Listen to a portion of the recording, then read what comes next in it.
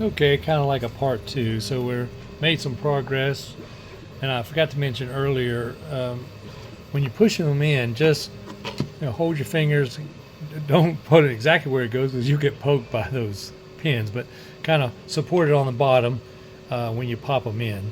Not a big deal, but they'll just, like I said, we hadn't done any soldering yet. We can pop them all in first, no problem. They will all line up, and they will go in there securely for now before we even do any soldering. There's the rails, like I said, that are 3D printed between the keys on the shield, set the exact distance between the key and the PCB, so that way there is no flex at all when you're popping these keys in, and it keeps the keys uniform across. Really nice. So we'll put them all in here, and then in the next video we'll start soldering, but that's pretty straightforward. I mean, remember, the board has already been tested.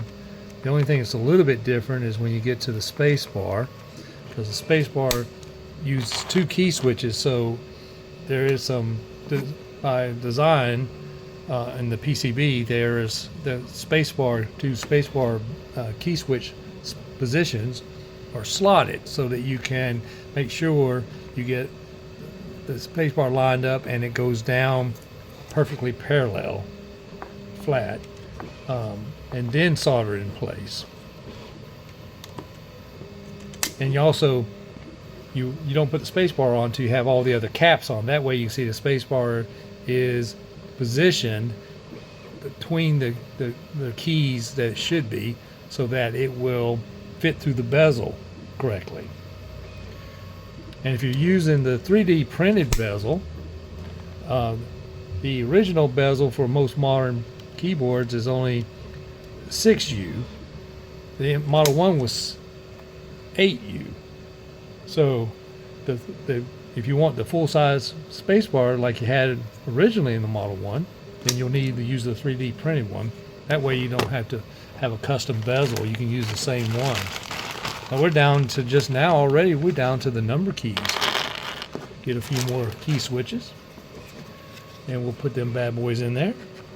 And same as before, I usually get the end one first.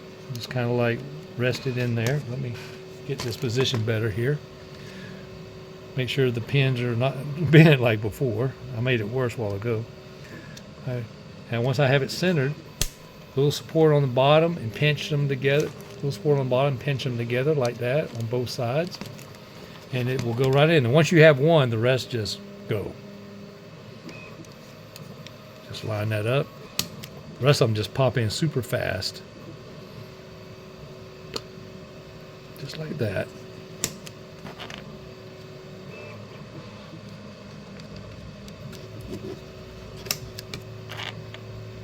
So it's really the final assembly is nothing.